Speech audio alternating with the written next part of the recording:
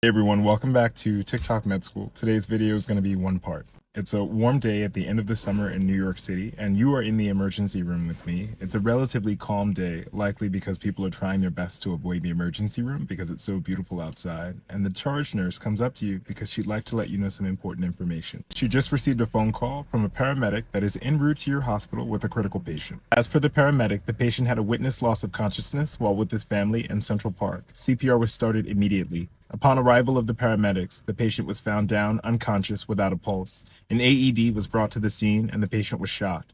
There were no pulses gained after the shock. CPR was continued, and the patient is en route to your hospital with the paramedics. ETA 5 minutes.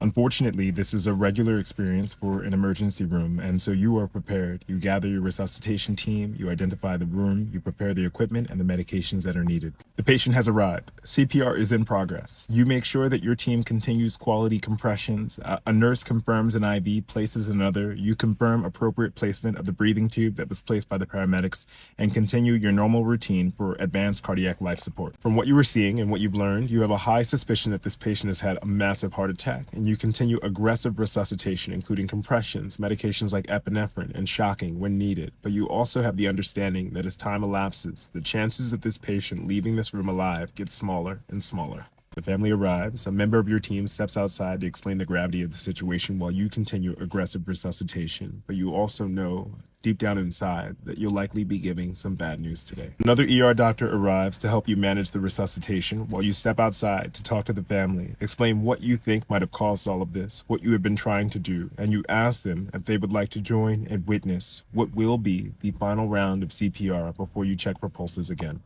They decline and they would like to wait outside. You step back into the room, continue resuscitation, and take a pause to check for a pulse. There is no pulse, and you declare the end of life for this gentleman. You step outside to deliver this horrible news, and standing there is the patient's nephew, who happens to be an intern in emergency medicine, but this is only his first or second month on the job, and he was that person that was delivering CPR in the field. Today, I am sharing with you my personal story of grief when my Uncle Ed had a massive heart attack in front of me and passed away. I share this story because through this experience, I've learned personally that grief is not something that has an ending. It truly becomes a part of who we are.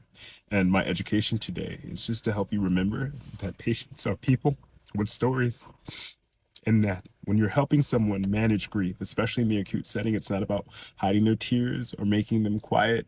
It's about allowing them to experience those emotions. All right.